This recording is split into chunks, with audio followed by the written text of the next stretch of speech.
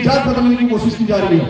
मैं पहले भी कह चुका और यहाँ मंच के सामने से कहता हूँ, किसी भी समाज में जन्मा हुआ महापुरुष जब किसी भी जाति का हो तो हमारे लिए सम्मानीय है, हमारे लिए आदरणीय है, पूजनीय है, क्योंकि उसने अगर राष्ट्र की रक्षा की है तो कोई भी महापुरुष हमारे लिए सम्मानीय है। लेकिन जिस जो भी महापुरुष जिस वंशावली में जन्मा है उसका वही बदनाम होना चाहिए, उसकी जात नहीं बदलनी चाहिए। इसका विरोध कंडीशन करती है।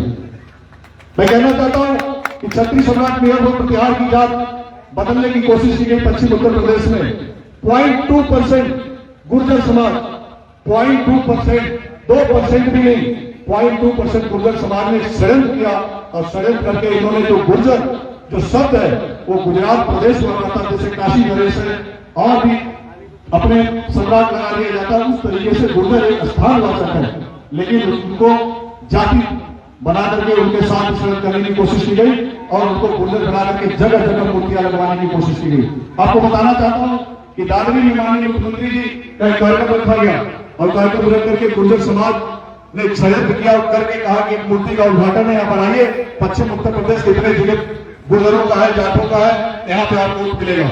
और मुख्यमंत्री जी तैयार हो गए और वहां पे जाकर के मूर्ति का उद्घाटन करने के लिए उन्होंने तैयारी की। लेकिन आपको मैं कहना चाहता हूँ सभी से, गूगल पे देख लीजिएगा, मैंने साफ शब्दों में मुख्यमंत्री जी को भी बोला और हमें प्रेस कॉन्फ्रेंस करके स्पष्ट शब्दों में कह दिया कि क्षत्रिय सम्राट मेयर हो प्रतिहार के अगर सरकार के आगे अगर अन्य समाज का शब्द भी लग गया तो ये समझ लीजिए कि यह रंजित इतिहास को उत्तर प्रदेश में हो जाएगा। ये लिख लीजिए, सबसे पहले जो लोगों मेरे घर पर चलवा देना, लेकिन इतिहास को लिखने नहीं होगा। तो आप कहां पे हैं? आपके इतिहास को चोरी किया जा रहा। बराबर आलाउदल, आपके बराबर आलाउदल क्षत्रिय है, कहते हैं कि बड़े लड़ैया मोहब्बा वाले इनकी मार सही ना जाए, एक तुम्हारे दूर मर जाए, तीजा खोट मारे मर जाए। ऐसे महापुरुष का इतिहास यहां बताया जा रहा है इसी बुंदेलखंड की धरती पे। क्यों नहीं बोलता हमारा समाज? हमारे समाज के नेता क्यों नहीं बोलते? हमारे समाज के नेता क्यों नहीं सुरेंद्र बैस की जयंती मनाते? हमारे समाज के नेता क्यों नहीं मेयर भट्ट प्रतिहार की जयंती मनाते? हमारे समाज के नेता अलाउद्दीन की जयंती क्यों नहीं मनाते? हमारे समाज के नेता छत्रसाल बुंदेला की जयंती क्यों नहीं मनाते? ये मैं जानना चाहता हूं, क्या दिक्कत है आपको? सारे समाज के नेता अपने अपने महापुरुषों की जयंती मनाते हैं, अपने अपने महापुरुषों के लिए लड़ भिड़ मर जाते हैं, लेकिन हमारे समाज के नेता वोट के चक्कर में, राजनीति के चक्कर में नहीं कर पाते। जबकि मैं कहना चाहता हूं, एक नैरेटिव सेट की गई है पूरे देश के अंदर कि क्षत्रिय 2% है, 1% है, 1.5% है, 2.5% है। लेकिन मैं कहना चाहता हूं 2020 में मैं बनारस में गया था, प्रेस कॉन्फ्रेंस किया था और प्रधानमंत्री की कॉन्फ्रेंस है बनारस, मैं वही कराने वाला हूं। मैंने साफ शब्दों में यहाँ पे मीडिया के भी तमाम समाज हमारे बंधु बैठे हुए हैं, सारे नेशनल चैनलों के लोगों को मैंने बुलाया था और सभी लोग आए थे। मैंने कहा था कि जो आप अपनी टीवी पे दिखाते हो कि क्षत्रिय 2% है, 2.5% है, 3% है, ये कहां से आपने जनगणना किया? तो कहा कि कितने % है? मैंने कहा क्षत्रिय देश में समाज के लिए, सब समाज के लिए, इस राज्य के कट मर मिट जाने के बावजूद भी, तुम्हारी रक्षा करने के बावजूद भी इस देश में अभी भी क्षत्रिय 14% से ज्यादा है। यह मैं तुमको कहना चाहता हूं। अगर तुमने अपने टीवी पर दिखाया, एक नैरेटिव सेट करने की कोशिश की कि 2 से 3% अगर क्षत्रिय है, तो समझ लेना कि सबसे पहले मुकदमा तुम्हारे ऊपर होगा। अगर सरकार और लोकतंत्र मुकदमा नहीं करेगा तो ये क्षत्रियों का मुकदमा करता तलवार है, यही फैसला करता, ये फैसला करके होगा। ये लड़ाई गलती गलत है क्या? ये आवाज हम लोग किसके लिए उठा रहे हैं? हम चुप क्यों हैं? हम अलग अलग पार्टियों में राजनीति करें, हमें कोई दिक्कत नहीं है। आप सपा से करिए, बसपा से करिए, कांग्रेस से करिए, कहीं भी करिए। अगर क्षत्रिय समाज का कोई भी नेता कहीं से राजनीति करके सदन में जाना चाहता है, सबसे पहले करनी सुना और आगे सिंह रघुवंशी समर्थन करता है कि उसको भेजो सदन में। लेकिन जब सदन में जाओ तो कूने बहरे न बैठ बनो, वहां जाओ तो वहां दहाड़ो जैसे ओम प्रकाश राजभर दहाड़ता है, वहां दहाड़ो जैसे मायावती दहाड़ती है, वहां दहाड़ो जो अन्य समाज के नेता दहाड़ते हैं, वहां बैठ करके गूंगे बन करके ऐसे ताली बजाने वाली बात बंद करो, बजा करके दहाड़ो, तब हम आपको भेजेंगे। आपकी क्षमता कहां कम है? अभी आप कह रहे थे अखिल क्षत्रिय महासभा के हमारे आदरणीय अध्यक्ष जी कि यहाँ पे 8 ब्लॉक होते थे और आप हमारे प्रमुख हुआ करते थे, लेकिन इस जाति का जनगणना इस आरक्षण को खा लिया।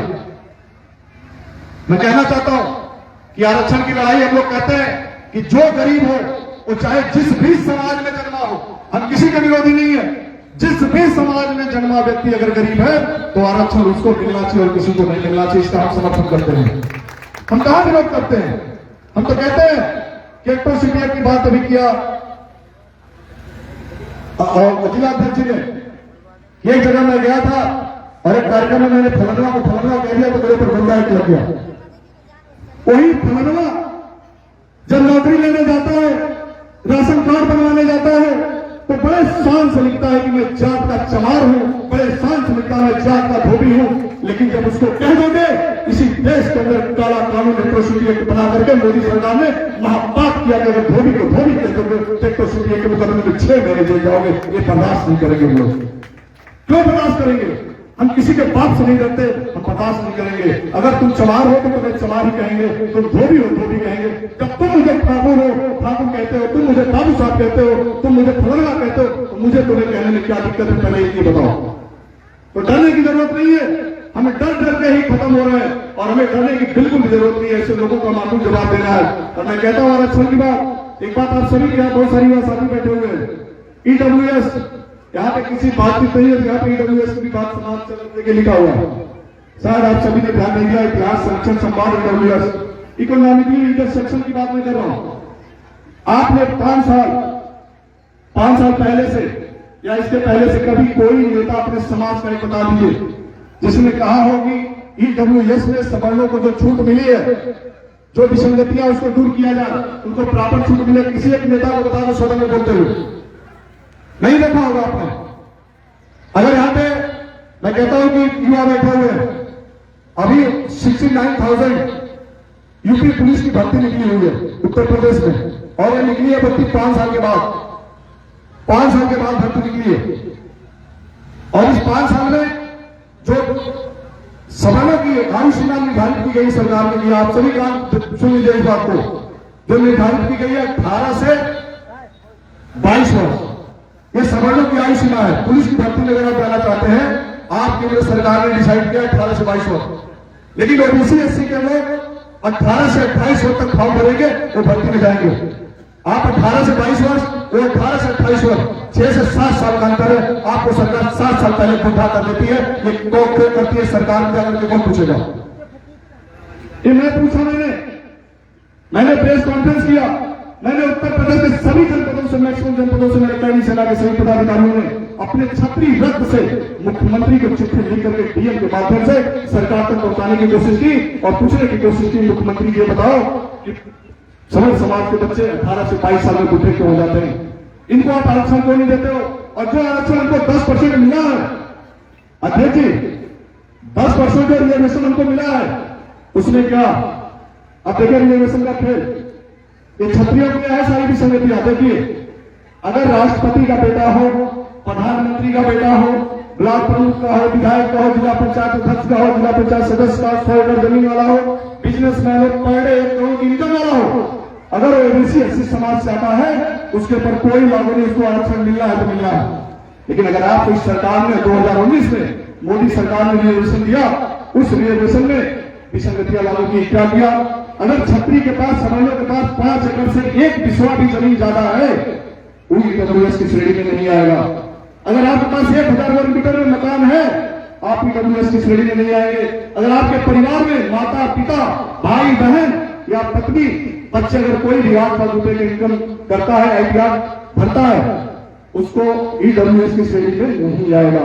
मैं जानना चाहता हूं उत्तर प्रदेश सरकार से और मोदी सरकार से, इस सवर्णों के बच्चों ने कौन सा ऐसा महापाप किया है कि जो इस तरह की विसंगतियां आपने रखी है? और मैं इससे कहना चाहता हूं सभी के माध्यम से, इस लड़ाई को मैं लड़ रहा हूं और मैंने पत्र ही नहीं लिखवाए, मैंने प्रेस कॉन्फ्रेंस की है, मैंने आंदोलन किया, रुकना ही नहीं। अभी पिछले महीने में 28 तारीख उसी लखनऊ में, राजधानी में, जब मैं आंदोलन करने के लिए मैं गया था, जाना था, तो मैंने एक पत्र दिया कमिश्नर को, पुलिस कमिश्नर हजरतगंज को।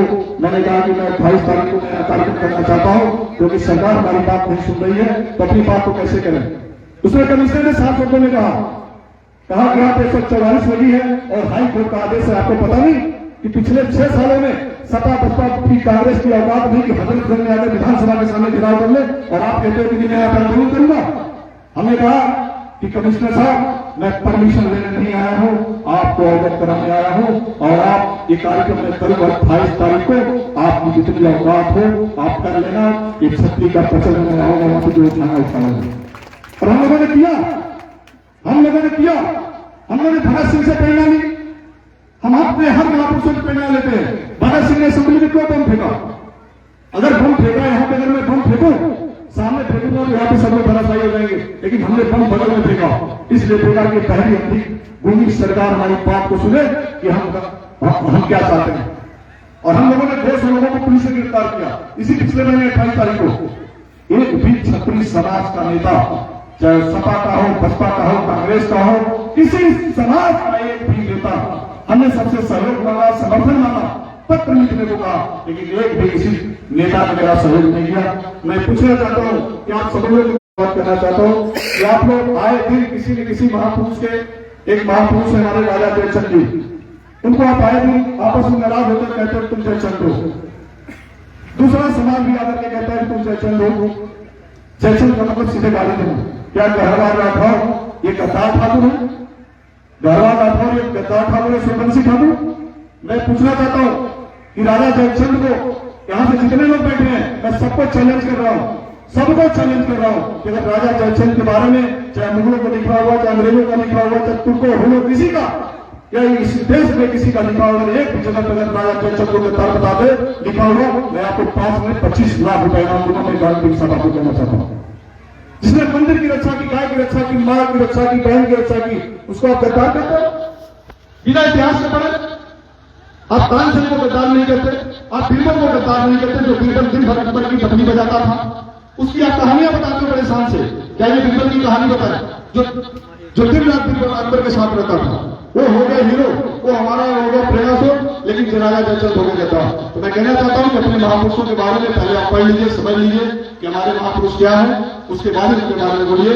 मैं बहुत ज्यादा समझ लेना चाहता हूं, कई वक्ता यहाँ पे हमारे घर से बैठे हुए हैं। मैं यही चाहता हूं कि हमारी आपकी एकता हमारी बनी रहे, हमारी अगर आपकी एकता रहेगी तो अपने जैसे कोई विधानसभा जाएगा, कोई लोकसभा जाएगा, कोई कहीं जाएगा, कोई कहीं जाएगा, इनका आप समर्थन करते रहे। लेकिन इन लोगों से भी, नेता जिन लोगों से भी मैं कहना चाहूंगा कि आप लोग जो है अपने समाज का समर्थन करें। अगर फ्रंट में नहीं आ सकते तो पीठ पीछे हाथ रख करके आशीर्वाद दे दीजिए। इतने से हम लोग जो भी लड़ाई होगी सामने लड़ लेंगे। इन्हीं बातों के साथ मेरे साथ आप लोग इतिहास छोड़ कोई जवाब देने के लिए एक बार जरा सा नारा खड़े हो जाएगा। सरकार आप लोग अपने महापुरुषों का अगर सम्मान करते हैं तो एक बार खड़े हो जाइए, मेरे साथ नारा लगाइएगा। वीडियो जरा बना करके इतिहास चोरों को दिखा दो तुम्हारे बाप को है, मैं नारा लगा रहा हूँ और सभी को नारा लगाएगा। छत्तीस सम्राट मेहर भाई प्रतिहार की जय, छत्तीस सम्राट मेहर भाई प्रतिहार की जय, छत्तीस सम्राट सुहेलदेव बैस की जय, छत्तीस सम्राट सुहेलदेव बैस की जय, बराबर अलाउद्दीन की जय, राजपूत बराबर अलाउद्दीन की जय, छत्तीस समाज की जय।